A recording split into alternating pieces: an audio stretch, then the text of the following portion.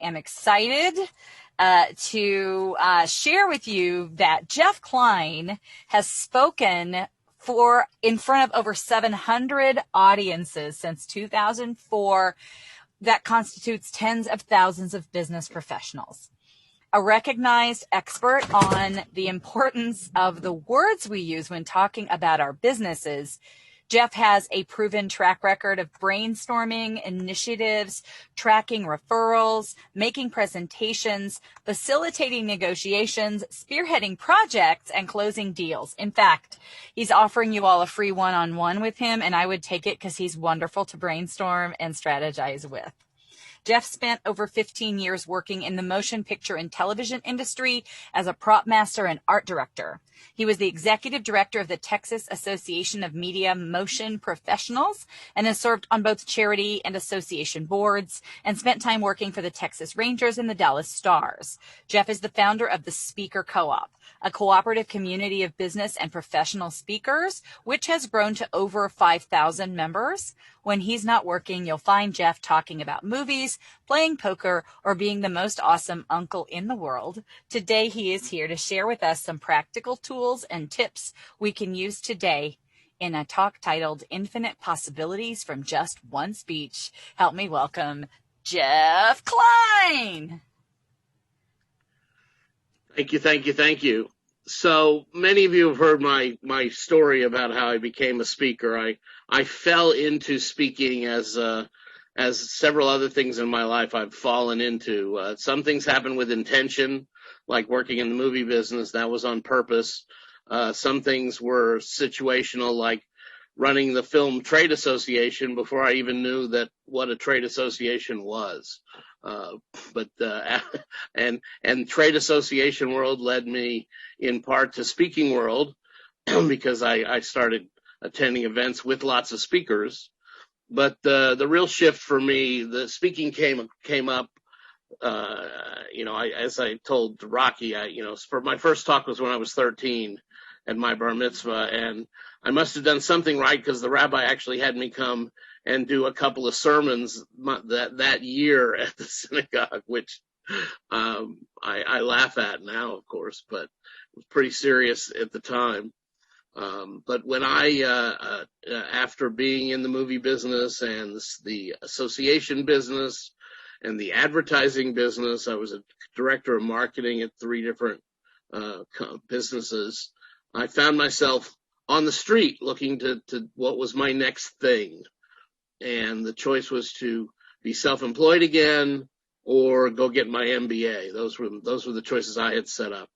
And I decided to start working at that age instead of adding 3 years and lots of debt. So I started Klein Creative Advertising Agency in 2001. And a couple of years later, as I was figuring out being that kind of business owner, I discovered an organization called CEO Space. And CEO Space gave me a venue to do some speaking and some training. They taught the elevator pitch every Friday at a lunch, and I really clicked with that education, added some of my own tweaks to it. And then somebody said, "Hey, Jeff, will you come teach this at our networking group?" I was teaching it most every Friday, so why not? And that's how my speaking career began.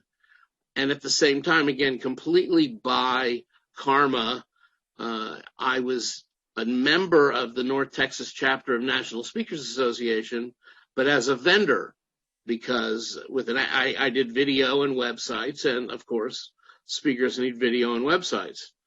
And so I took a couple of classes on Flash, and I was ready to make websites for speakers. But unlike the other speakers who were vendors at NSA, I stayed in the room for the training and the meetings, and while they hung out in the hall. And I got all this great education about speaking, about the business of public speaking. And so I was speaking to promote Klein Creative Advertising. I was attending NSA and learning about the business of being a public speaker. And we started talking to a couple other people who were doing what I was, who were speaking to get business. and we were trying to find a way to get more in front of more audiences. What's the first, most speakers, when you ask them what they need next, they want more audiences. So we started Speaker Co-op as a lunch that was designed just to network and help each other find more engagement. And it turned into much, much more than that. Our first meeting, there were 50-something people showed up, and we knew something was going on. And a couple months in, somebody said, hey, we need a website. Jeff, you do websites, don't you? And SpeakerCoop.com was born. A few years later, after speaking 250 times over a 3-year period, which is nothing to you Semco people. Most people hear that and they're impressed. You guys speak 100 times a year or more. That didn't impress any, and it doesn't impress a Semco person. But normal civilians, that's a lot of speaking engagements. And I don't recommend the 3 in one day or the 6 or 7 in 1 week as a rule. But of course, you guys did 5 a week, so I guess I was a lot. You learn after the fact what you don't know, right? I want to make sure that you understand that I'm not here to lecture today. I'm here to have a conversation with you. And so we will have some fun and some interaction. But to finish up the background story, Speaker Co-op became my business in 2010. We created a membership model where we're mainly an online directory for people to find speakers, and an place where people who want to speak can get education on how to do it better. And some of that is performance-based, but a whole ton of it is how to get more business from the back of the room, selling your services, your training, your products.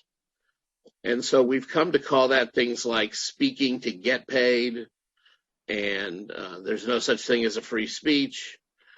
And so I teach people how to use the rotary circuit, the chamber circuit, and we have a speaker later today who's going to talk about getting those actual bookings, but I can answer questions about that later if that comes up as well. But what I want to talk about today is all the things that come from your content. And, Sherry's got 60-something topics that the seminar companies can call her for, but we all know that you can't market 60 products unless you're Walmart or Target. So we need to pick what's our niche. Like I mentioned yesterday, what's our platform? What is it that you want to stand on a soapbox and shout to the world? And so on the worksheet, and I'm not going to spend a lot of time with it up on the screen, so please download it. Sorry, you have to share screen first before you click over. And there it is. So we're going to talk a lot about all the different ways to make money from a talk. I don't know if Sherry Sherry, are you there, or did you take a break? I think she may have chosen this time to take a break, which is fine. I'm here. Okay, well, I think before I'm done, we'll want to do a mind map. So yes. If you'll think about that, not yet, but take in a few minutes or in a little while. So I listed a list of questions that I want you to really think about, and what I'd like us to do now, of course, is talk about some of these questions. Which ones come to the top for you? Let me erase a couple of lines so that they all appear on the same page. I'll erase a couple spaces, rather. Okay. So can everybody see what are my end goals all the way down to, do I have a follow-up strategy? And I'll give you a minute to read those over, and then I'm going to get rid of that screen. So make a note if you want. Which question or questions did you go, huh? Which did you have the least information about or want to talk about? And a lot of things that I've learned as really on-the-job training are ways that the old school speaking doesn't apply anymore. I asked a couple years ago, I asked a guy who's been speaking for 35 years, I said, what are your topic titles? And he goes, leadership and team building. I was like, no, what are the titles? How do you get the audience to want to be there. We work that out with each client. And that guy's making, was making six figures as a public speaker. I don't know what he's doing now because I never saw any kind of marketing materials. He had a list of half a dozen companies that hired him every year to talk about the same basic stuff. And I would hazard a guess if he didn't pivot, right, Christine, if he didn't pivot this last couple of years, he is probably not a speaker anymore, or he's a retired former speaker.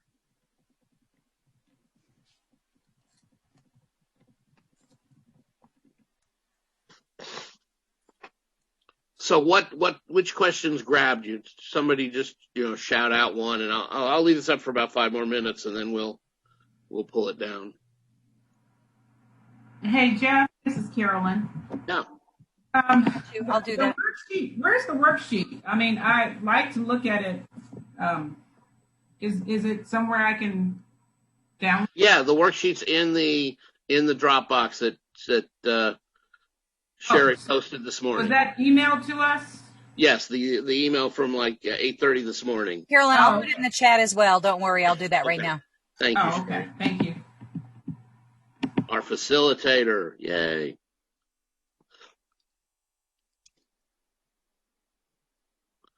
And several of these questions are about niching, about, really drilling down your audience so that you've got a people to reach out to and show you're an expert in their thing. If you've got a background in healthcare and you want to teach leadership, start teaching leadership to people in healthcare because you speak the same language they do.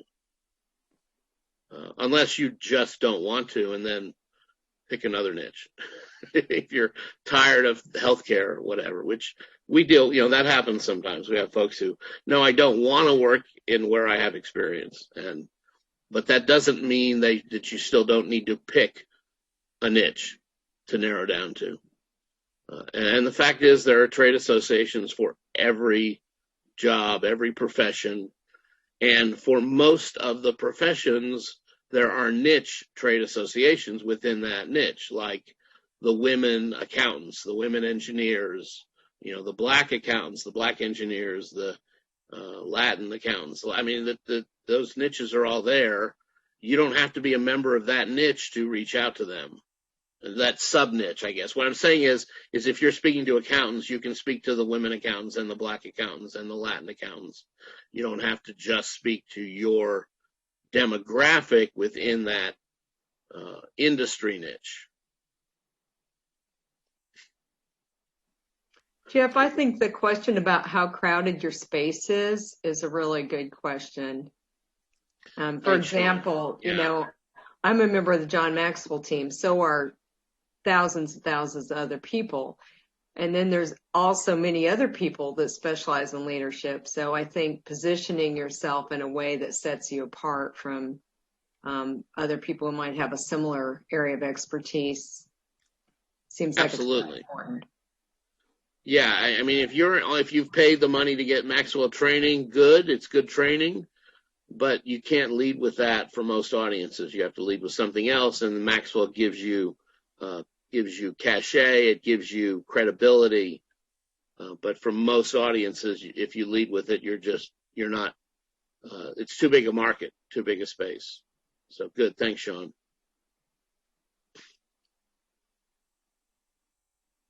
Yeah, the question of can I give value and still leave them wanting more? I find that, and I find that now. I teach a lot of the HR classes, and with a seminar company, they want more. My only option is to say, well, you can purchase this resource.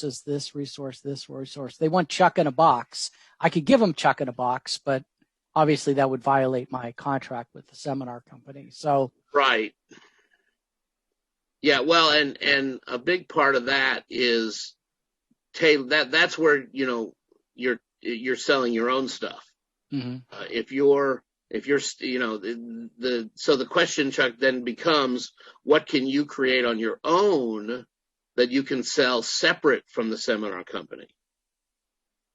And that's actually a really good launching off point to doing the mind map I was talking about. Because, so tell us, what's your top, what area of expertise were you thinking about when you mentioned that, Chuck?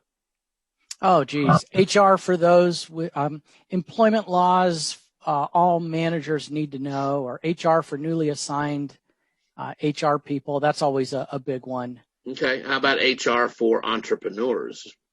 Okay. There you go.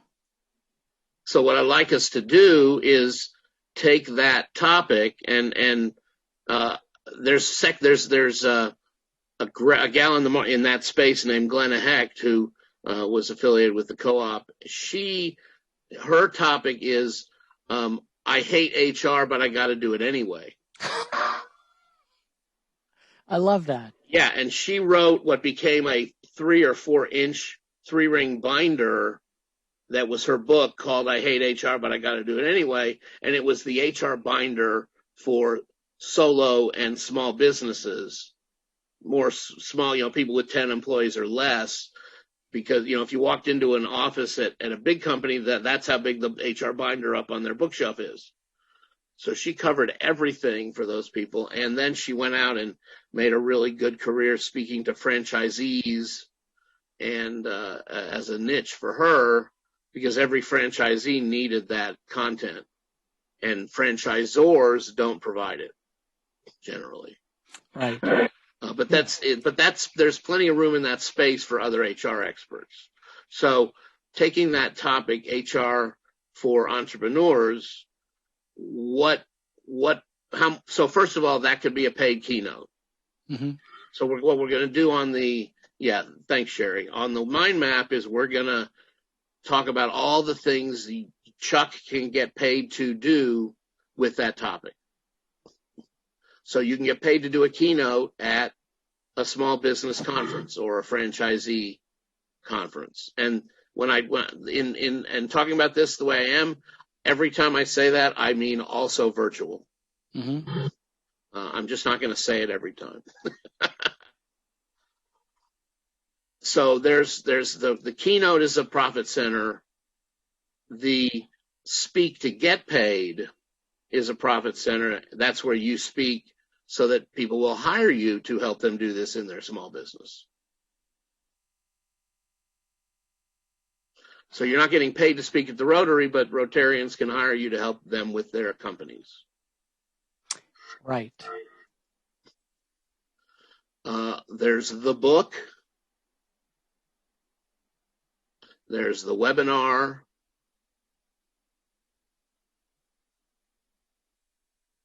There's a membership product you could create. So people don't buy just buy a book, they buy the book and then they just become a member so that every month you're teaching them new stuff. That's great. Can I have Jeff in a box now? Yeah, Jeff in a box is available to hire. I love it.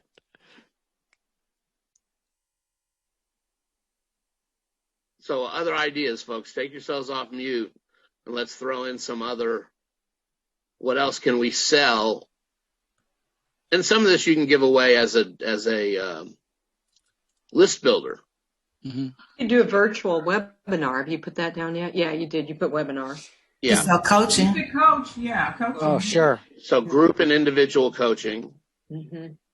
Yeah, I was thinking like about a that. done for you, like a thing where, I'll like a done for you, like I'll write your bio for you, or I'll audit your HR, da da da da da. So audit, put audit as a profit center. Audio on the book, or just any Absolutely. audio? You bet.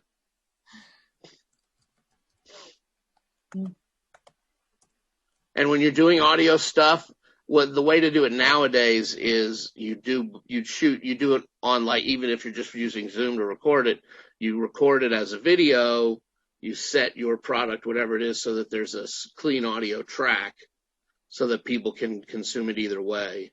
A lot of people, even if it's a video, they're only going to listen. They're not going to watch. So you can set on Zoom so that you can actually separate them. Have the Zoom separates them for you and gives you both. Yeah, here's a great thing. You have to check the box, but you can set up a Zoom so that every one of us, every audio track is a different file. Okay, good to know. Thank you. You're welcome. It makes editing a lot easier if somebody's gotten background noise. Yes. Okay. Right. Or even just to get rid of a cough. I have no idea what you guys are talking about. I have a book, and so I really like to know what you're referring to. You bet, Carol. So here's the thing: when you edit video or audio, you have two main things you're editing: the what you see and what you hear. Okay. And you can set things up so that what you hear is also broken down into a separate file for each person who is speaking.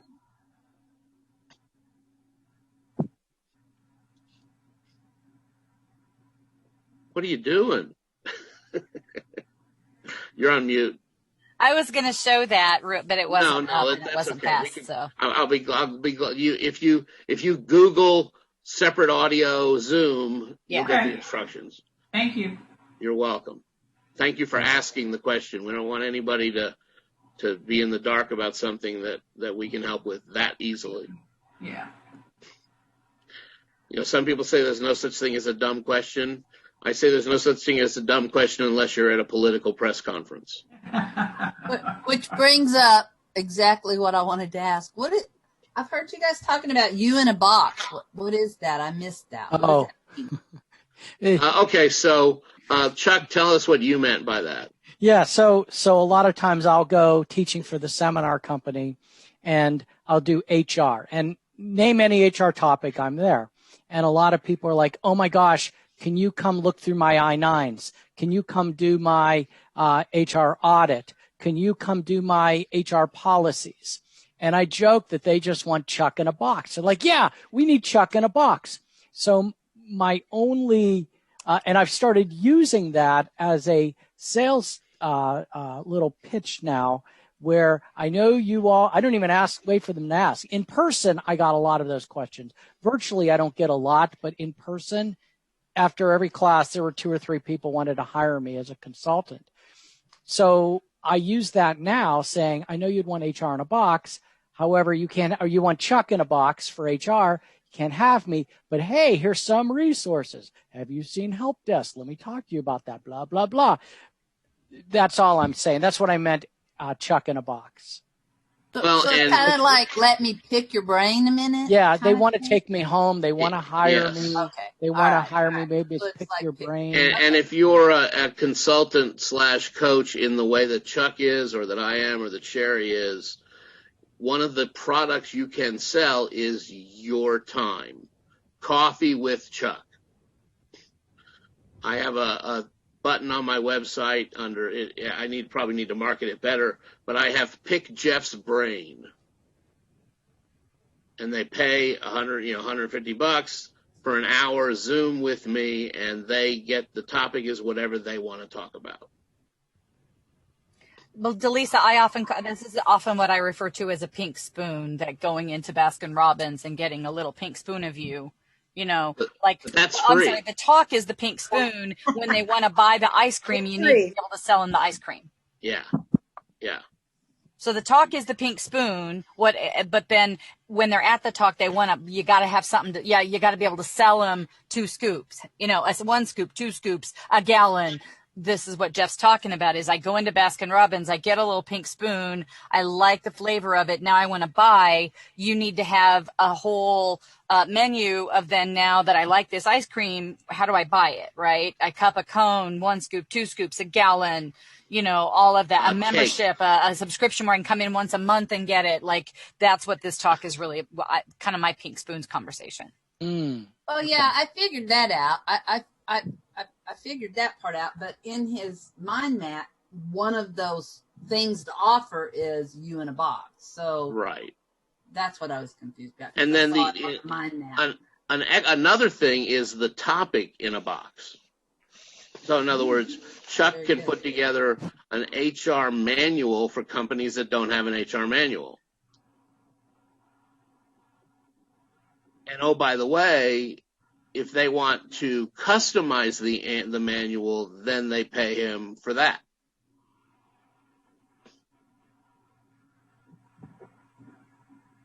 Yeah, so your content in a box might be one of the ways to describe it, but and then the customizing it is consulting time. Mm-hmm. Now, Chuck, if somebody wants to hire you in the room to do HR stuff, not to come speak or train, do the seminar companies allow that? No. I mean, I've always been told I can't build business out of any of my seminar. And I'm always afraid there's going to be a secret shopper. My first seminar, there's a secret shopper. Very first ever, last November. And I would never encourage you to violate your contract, but I would encourage us to figure out a workaround. Ah, yes, that would be nice. That would be good. So I have a question about the workaround, Jeff. Yeah.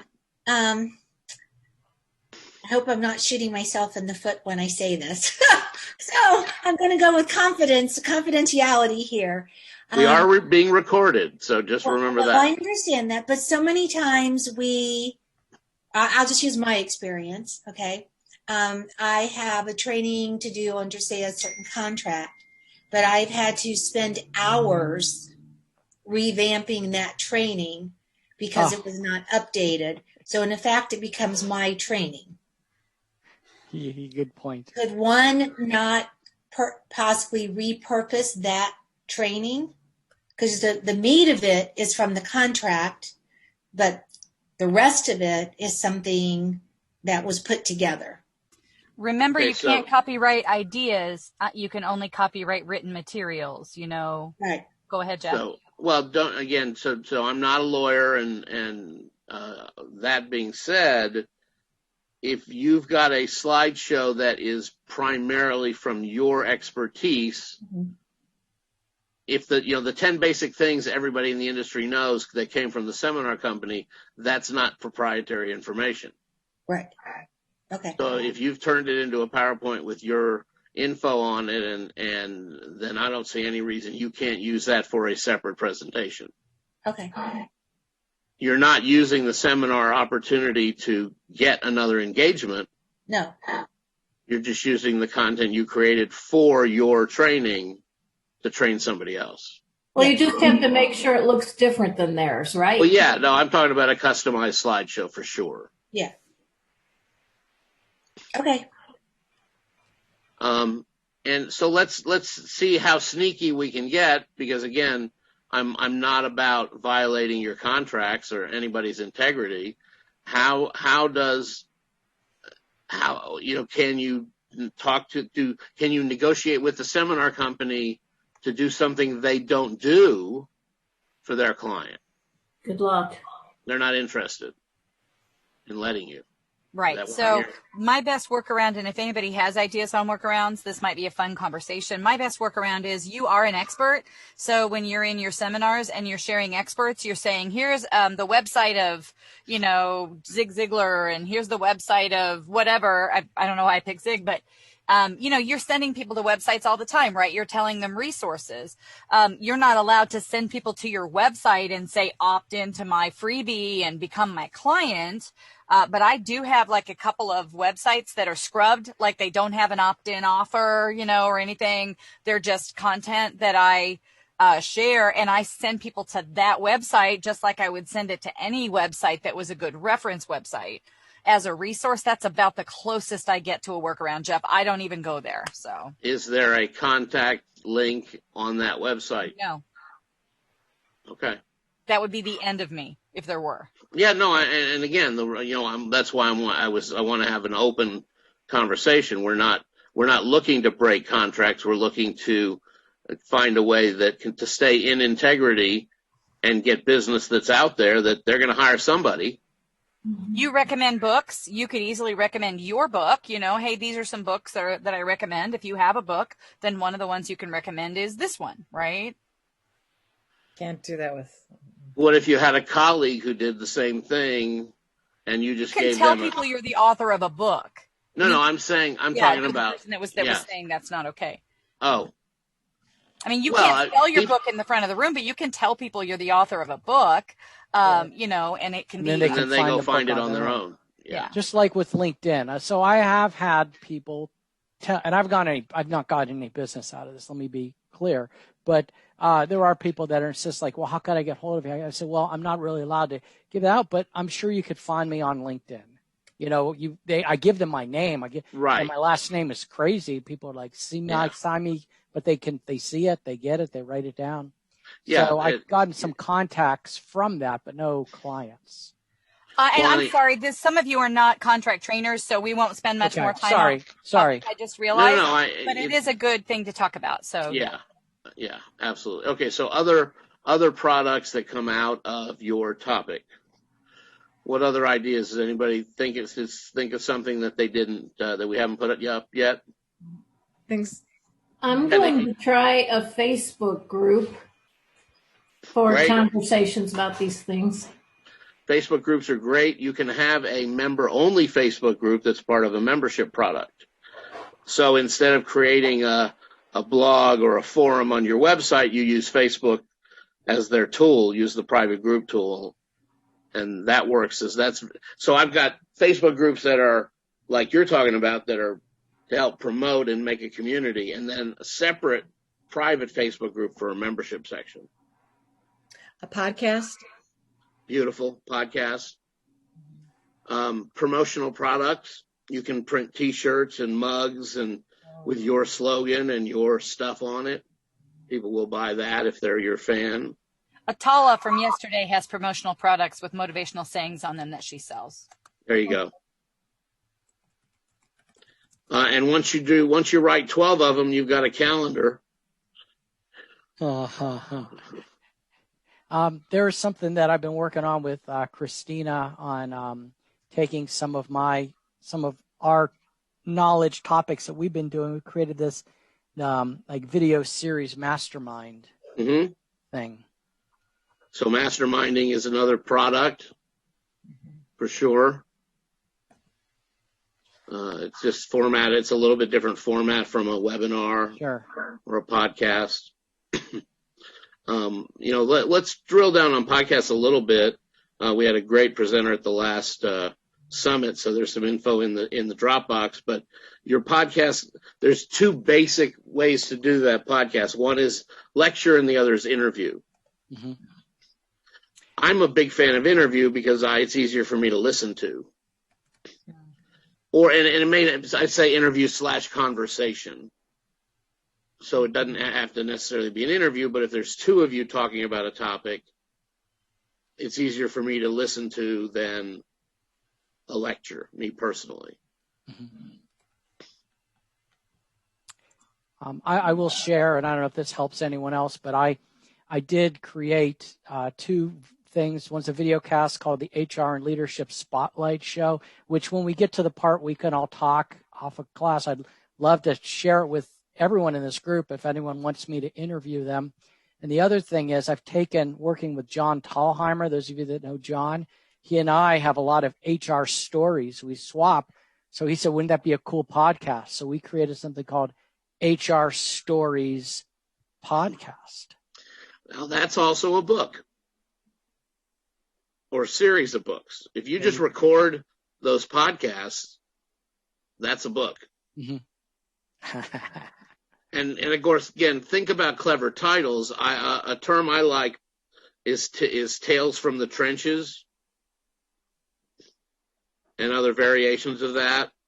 That's a sort of a football term, but I had worked with a guy who had in his past had been a dealer and a croupier in Vegas. So we created Tales from the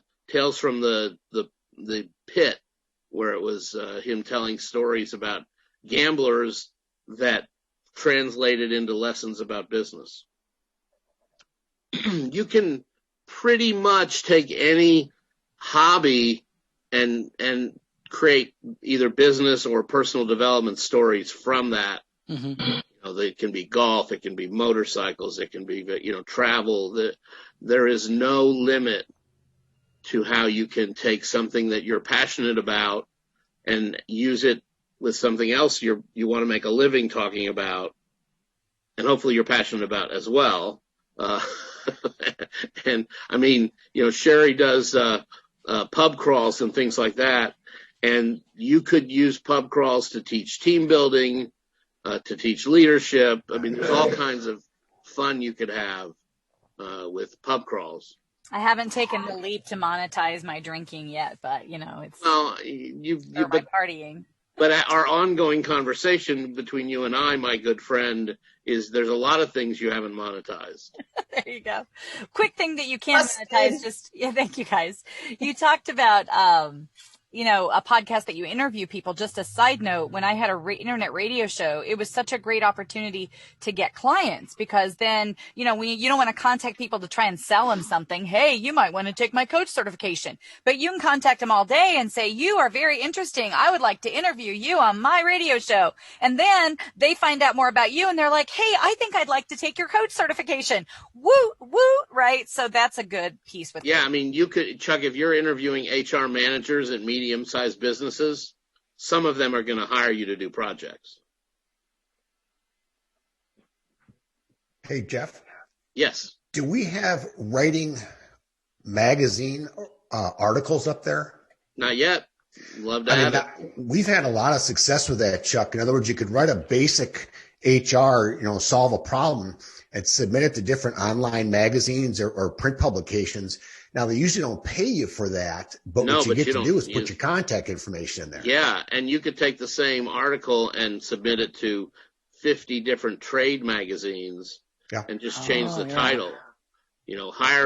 Hiring and retention in the bowling industry, hiring and retention in the trucking industry, hiring and retention in accounting. I mean, I found something called Quoted, and this is something y'all may want to check out, QWOTED.com,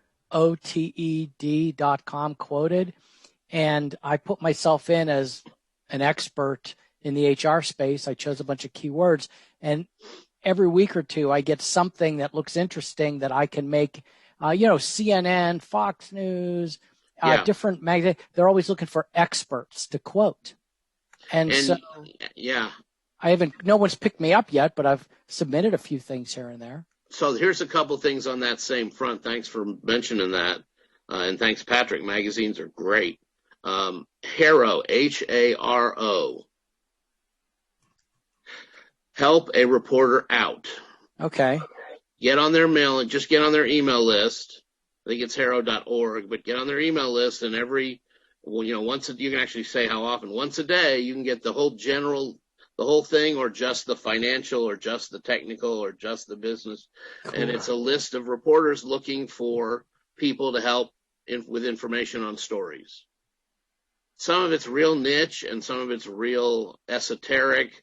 And nowadays, there's a lot of just bloggers looking for stuff. But if you're getting on the internet somewhere, there's no downside to that if you're talking about your expertise.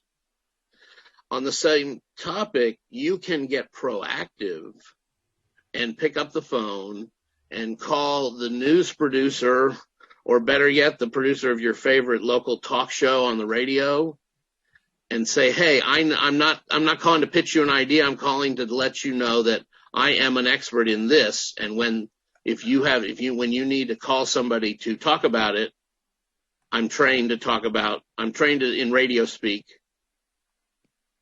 and I'm an expert on that. Hey, Jeff. Yes. Okay, why is that? Go ahead, I can hear you. Oh, okay. What I wanted to share about, they were talking about the magazine. Also, sometimes people will let you write it if it's a small regional magazine, well, even a national. So I had a PR person a couple years ago. I was trying to reach out, expand my audience, and he got me with some editors. And I was shocked that several of them, after we started talking and I sent them the press release, they called me and said, can you just write this? And I'm like, what do you mean? They go, can you just expound on it? Quote, send us some pictures. We'll give you the byline. We'll do everything. And I said, sure. I am still getting hits from that. I still get people calling, and I'm not necessarily doing that particular thing anymore as a full time, but I just send on to who the contact is for that. People who want to buy the resources that I talked about, that I used. I mean, everything. A friend actually said, why are you sending them away? Write something and sell it to them, you know, but it's just, I want to focus on other things. But yes, doing the magazine thing is really, really great. And a lot of them will, if your press release looks really good, they will just say, hey, we'll run this as is. Expand it, get go from there. Beautiful. Yeah, you can. So that's taking the next step to get your own publicity. There's a book called Free Publicity by Jeff Crilly. It'll take you 90 minutes to read. Jeff was early on in the self-publishing thing with Brown Books here in Dallas, and the way they filled out the book was they printed a list of every radio and TV station in the country to fill out like 30 pages at the back of the book. It's a $10 book. And at Half Price Books, well, I don't know if Half Price Books is still around. Yeah, they are. Sorry. It's up there. And there's lots of tips in there, like using a slow news day, like holidays like Memorial Day, to pitch news stories, and how to get a reporter to listen. But you have to have a compelling story that's not, look at me, I sell advertising, or look at me, I'm a coach. It has to be, you know, PTS is a big issue, and Memorial Day is when people think about their fallen comrades, and we've been working, here's two veterans we've been working with, and yeah, it has to be a fully fleshed out, like Sonja's press release, a fully fleshed out opportunity to have a news story.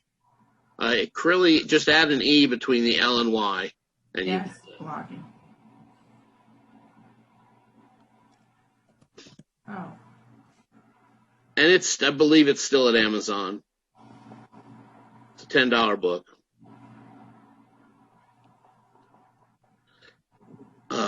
And then along the same article line is, I don't know if anybody's doing this still, or if it's even still a thing. LinkedIn had an outlet for writing articles for a while. And what are you doing on social media? Nothing. But I will. Since April, or maybe a little later than that. Anyway, for the last 6 months or so, I've been doing pictograms or memes using the calendar a day thing that I push out on every weekday on LinkedIn, Facebook, Twitter, and Instagram. And I have 2 Twitter accounts. And it's a picture, you know, it might be today's World Wildlife Day, find wild speakers at speakercoop.com. And sometimes it's a message without promoting, but speakercoop.com is always on the graphic. So there may be no message about speaking, but speakercoop.com is the one who published the image.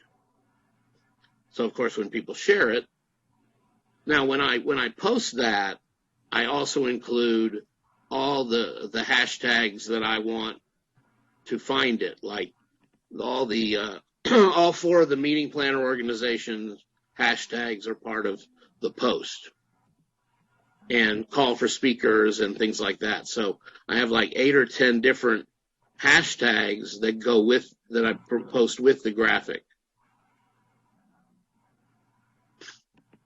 So everyone here could create graphics with their expertise, and you do it without, you know, every 3rd or 4th one you include some sort of a plug, but all of them have your website on it. You know, losing an employee costs, or replacing an employee costs 150% of what hiring an employee costs, or whatever. And I'm telling graphics, you want to use royalty-free stuff. I started subscribing to PicMonkey, and I started subscribing because my Adobe Illustrator and my Adobe Photoshop had timed out where they wouldn't run on my computer anymore. They were both 32-bit, and the computer was 64-bit, and the software literally wouldn't run, and they didn't support upgrades. So for $10 a month, I do all the graphics there, but PicMonkey also gives you access to two huge photo libraries for royalty-free images. Monica and Jonathan at Sententia always recommend VecTZ, which I put as well. Okay, great. But I was using it and finding pictures other places, and then all of a sudden they got bought or bought out, the Getty library. And I mean, you type in something, you can type in complicated search terms like business people arguing or business people talking or virtual meeting, and you get images of like a screen with 9 people on it and all kinds of great stuff. So I can't recommend that highly enough. And they don't have an affiliate program. Other ideas and thoughts on what else we can create from one topic? Oh, this has been great. It's along the lines of what I've been thinking, so I appreciate that. I'm looking at PicMonkey. They are doing a flash sale pro. If you buy it yearly, it's half off. If you buy it by a year, $6.50 a month.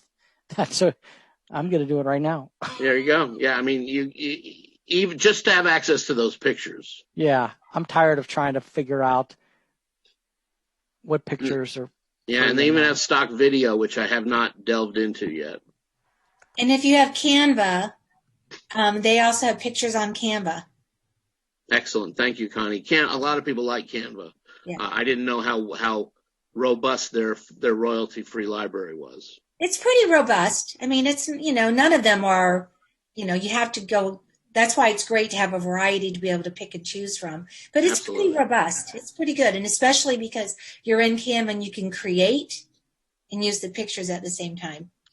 And one of the things, and I think Canva does this too, PicMonkey, when you go to create a new, they have a template list that includes things like an Instagram banner, a LinkedIn banner, a Facebook banner that are already templated out, so you don't have to figure out sizes and things if you're creating new banners. Yeah, I saw that.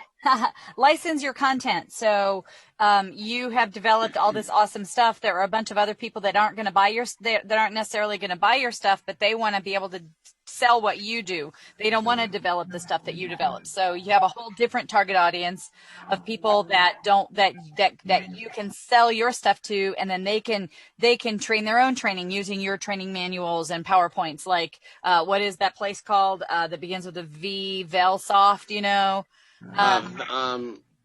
Yeah. So, and like my coach certification, that's my next thing I'm doing is I'm getting people that want to pay me to be people that teach my coach certification. I know Sententia Gamification is doing that. Train the trainer as well. Yeah. So train the trainer is another additional, you can teach train the trainer inside a company and teach their trainers to teach your stuff with an annual renewal. Mm-hmm. Or royalties for when they actually, it costs money to train them to do it, and then every time they deliver it, they pay a royalty. That's another option for how to price it. Now, the second page of the worksheet is sort of a bonus. It's a checklist that I've used in other talks, and I just wanted to include it because it's a lot of different things to have when you go speak. And 99% of the time when I say when you go speak, I'm talking about a 20-minute talk at a Rotary or a 40-minute talk at a chamber where you make an offer before you're done talking. And one of the things I've learned through the summit and through a lot of the Semco folks is there's a big difference in the skill it takes to sell, to be a super productive back-of-the-room salesperson with a 6 or 8 hour day and a back-of-the-room salesperson with a 20-minute talk. Not the same skill. A lot of transferable stuff, but just not the same. I think it's easier to sell in the shorter program as long as you're, obviously your price point's lower of the item you're selling usually. But. Sure. Well, and the reason you found it easier, Sherry, is you give such great value in the 18 or 19 minutes that when you got down to the offer in the 20th minute, people wanted more of what you had. And that's the key, is value. You bring value to the table, people will want more of you, and the way you offer to give them more of you is they buy it. And every one of these things on this mind map is how to buy more of you. Sometimes in a box and sometimes not. Anybody else? Any questions?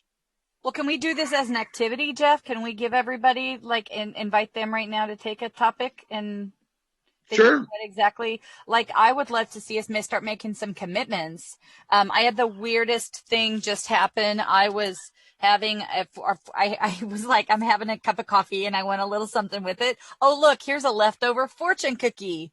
And so I pull out my fortune and it says, Star of the inches. star of riches will shine on you beginning next month. Is this the weirdest? We're in the middle of the Star Marketing Summit talking about how to increase your content to make money, and that comes up. Wow. So Let's do you, Sherry. So let's have that be everyone's fortune, right?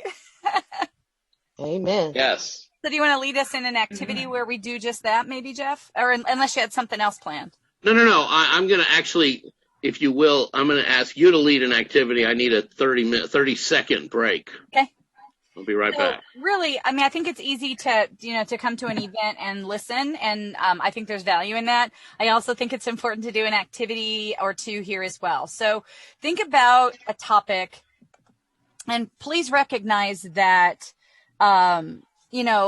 Rocky said it really well. A lot of times it's just the title. So for Fred Prayer seminars, I teach a class called managing emotions under pressure. So when I teach that similar topic that I've created, then I just call it, how to manage your emotions and work productively or whatever, right? It's not that different. You don't have to, you do not want to call it a little something else, right? But think about the fact that also we're doing 6-hour seminars. A lot of you are not contract trainers. I get that you're doing, you're building your speaking business from scratch. But think about within a 6-hour seminar, if like Jeff is saying, you can go out and do these shorter talks. Which I believe Steve Markman this afternoon will talk about. And if he doesn't, then I'll do a bonus interview with Jeff to help you with that.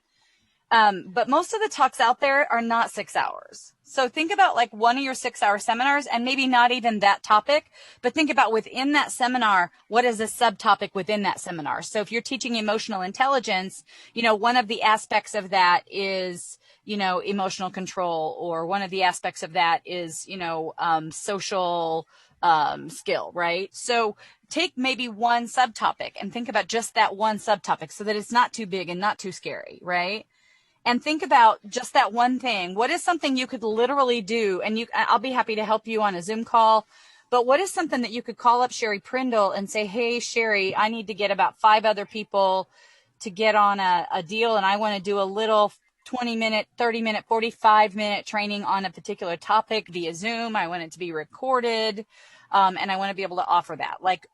So look at the list, and I know the list is hard to look at, so I'll turn it into a Word doc.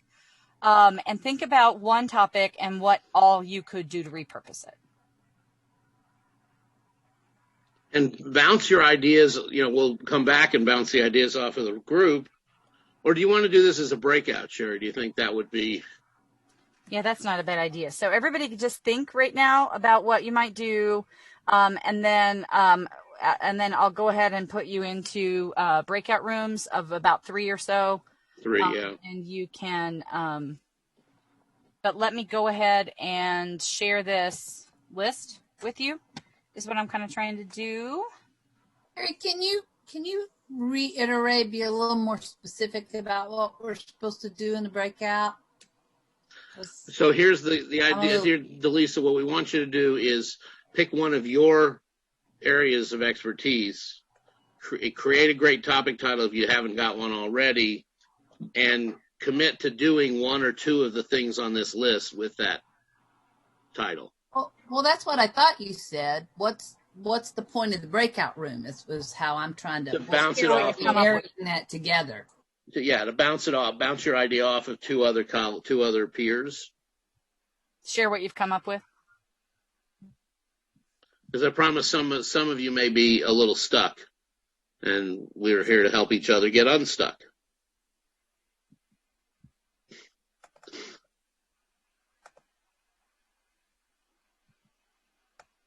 All right. So the idea is just to think about that. And then in the breakouts, just say, hey, here's what I've come up with. Here's what I was thinking.